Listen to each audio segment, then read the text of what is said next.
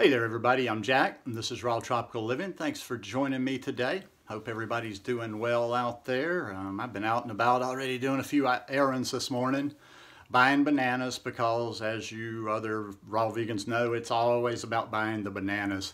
And I have a little glut right now. I thought I had timed them along, but my bananas don't seem to be ripening as fast as they usually did, so I'm waiting on some bananas to ripen. Anyhow, today I want to talk about a little subject about how I'm distancing myself from the raw vegan lifestyle in 2019.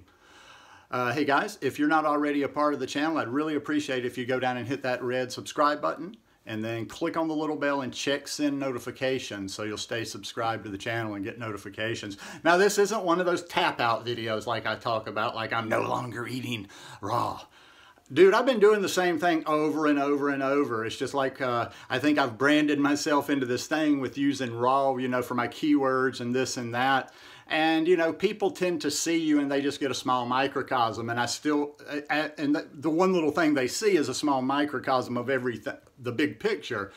And I still get people that sometimes if anything comes up about cooked or whatever, they're gasping that I eat cooked food. So I don't know how many freaking times I have to repeat. I'm not one of those raw is law people. I've been raw for long periods of time when I was in a much more friendly place for doing this lifestyle, but that's neither here nor there.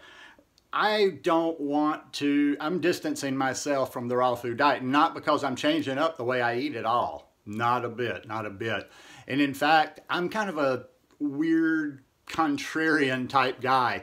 In fact, I'll tell you what, the only time I'm really going to start going hardcore against the raw, not against the raw, but just like all the nonsense of raw is law and if we're not doing raw, blah, blah, blah, when I get back to the tropics and when I'm doing 100% raw because I want to do that, that's when I'll start really jacking it up about, like, plant-based, plant-based, plant-based, because that's what I always want to focus on. I don't want a very narrow market. I don't want to babble on for the rest of my time on YouTube or doing this kind of stuff about the same old subjects, the food, whatever. Once again, it's not going to change my videos a lot. I'm just going to include some more things in there, but I just can't, I can't do this babbling on and on and on. And also, I don't like that culty, vibe around the raw food diet. I've found it in so many different ways, and there's a lot of different, in my opinion, various little cults out there, and I've sidestepped all of them, and that's another reason that I'm just, sometimes you have to really explain things. Sometimes, and I understand, there's other things in life have nothing to do with food. People have connotations. People see some of this nutty stuff from the raw vegan world, and they extrapolate from there and just assume that all raw vegan diets or everybody doing this lifestyle is some sort of a fruitcake or something. I want a little bit more rationality in there. And also too, when it comes to cults, I would never be a follower. I don't approve of cults in any way, shape, or form, but if there was going to be any cult action in my future, I'd probably be the leader. That's kind of scary, huh? But no, I want to do more, like I said, I've said a bunch of times before, kind of like my mission statement on here, is that I want to reach as many people as possible. And the things that I say here is not throwing shade against anybody in the raw community, because everybody decides what they want to do. Some people like a very narrow niche in every different subject, not just the food. I want to reach as many people as possible. I get more gratification like when I get a message on Instagram from someone that's not even trying to do raw, but they went vegan, or maybe somebody that's already vegan and now boom, they're adding in one raw meal a day, or they're eating ice cream, or they've replaced this or that. And even people out there, especially on Instagram, slip into my DMs all the time and tell me, they're not vegan, they're not raw by any means, but they have made changes in their life. And since I'm not always here stomping and beating and talking like this hardcore prophet of raw food, they may ease in a little bit further. I'm just always trying to say, it's like I watch other channels and I kind of try to take a few lessons in that. When you're just beating people over the head with one narrow message over and over, you're preaching to the choir. I don't think you're really helping all that many people because, when you get into this hardcore raw food thing and some of the discussions that go there, that's not people trying to actually learn. That's like the people that have been raw and they're just kind of, they're always like wanting to discuss stuff, debate stuff, argue stuff. I ain't got no time for that. You know, like I say, I'm more about bringing as many people further down the line towards health as possible. Now, once again, like I say, this doesn't mean that I'm going to stop talking about raw, that I'm going to stop sharing about raw. In fact, there may not be a whole lot of difference in my content for a while until I kind of figure some new things I want to share. But, you know, when the dehydrator gets down here, I'll share some food. But I do think, especially on Instagram, and that's what I would love for all of you to come follow me on Instagram, Raw Tropical Living, because it's more interactive. It's more in real time. I'm sharing there all the time. And since I have a lot of people over there that aren't vegan or especially don't, you know, eat raw food or live on raw food, I'm going to do more cooked food over there. Like I was just thinking this morning, I would like to have, you know, a couple of videos on just some really cheap little meals, cheap plant-based meals, like bowls, you know, that maybe would have a green in there. You could steam you some spinach or some collards or whatever, put you a sweet potato or two in there, maybe some chickpeas or whatever, you know, you're using at your stage of the journey in there. Maybe, you know, chop up some tomatoes, maybe a little avocado, maybe a little simple dressing. But going back to kind of what I was talking about yesterday, I want to show people some clean, healthy options of plant-based. Because, like I say, you're just not going to drag people into something kicking and screaming. And I don't know, I'm just starting to get aggravated. I want to get my point across. I just want to be not known as Mr. Raw Vegan.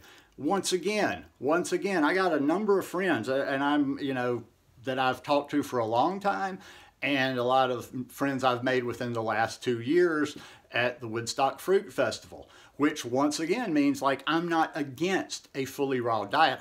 I'm tired of that vibe of that just being preached over and over and over and over. Like I say, I get back to the tropics. Let's say I get back to the tropics few years from now, and I'm gonna get back before a few years, but I might be able to live in the tropics again in a few years.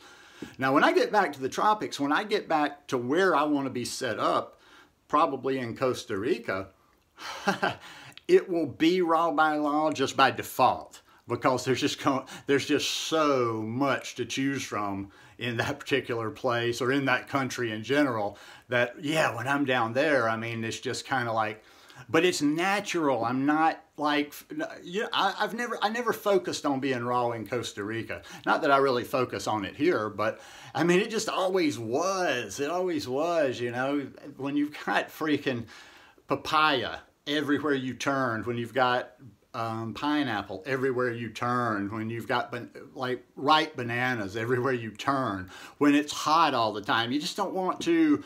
You don't want to heat your house up because I wasn't using a lot of air conditioning. You don't want to heat your body up because I wasn't using a lot of air conditioning. So, and that's why I would love, and I don't even think a week would be enough. I'd love to get some people down for like a month so they could really see it. Until, like I say, back to Marley, him who feels it and knows it.